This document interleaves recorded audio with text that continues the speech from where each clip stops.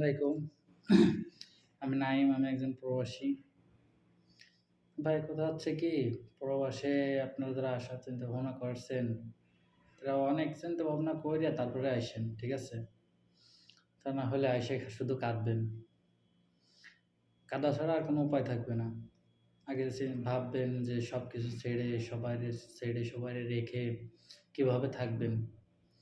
তারপর ভাই এখানে প্রবাসে যারা থাকে তারা সবাই কাঁদে। এমন কেউ নাই যে কাঁদে না। তারা সবাই কষ্টে আছে। অনেক কষ্টে। তাদের কষ্ট আর বলে বোঝানো যায় না। হাজার, হাজার লক্ষ, লক্ষ টাকা ইনকাম করে বাসায় পাঠায়। পাঠানোর পরে তাদের মন পাওয়া যায় না। এ এটা চায়, ও ওটা আবদার করে, ওর ওটা লাগবে। অনেক কিছু, অনেক ঝই-ঝামেলা আছে। টাকা যতই পাঠান কারো মন পাবেন না। ১ মাসে দিতে পারবেন না, পরের মাসে সবাই কথা বলা বাদ দিয়ে দেবে। এজন্য বলি যে ভাই দেশে কিছু করতে পারলে প্রবাসে আসার চিন্তা ভাবনা কইরেন না। ঠিক আছে? আগে চিন্তা ভাবনা করবেন যে প্রবাসে আসবেন, কোনোদিন হয়ে আসবেন না।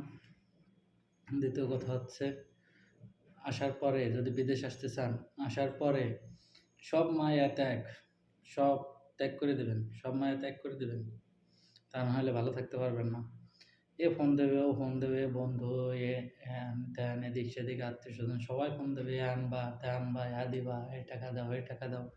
আপনি সমস্ত টাকা লক্ষ, লক্ষ মাসে যদি ৳৫,০০,০০০ ইনকাম করেন, তাহলে সবার মন পাওয়া সম্ভব না। ঠিক আছে? সবাই ভালো থাকবেন, আমার জন্য দোয়া করবেন। আর সবকিছু চিন্তা ভাবনা করে প্রবাসে আসার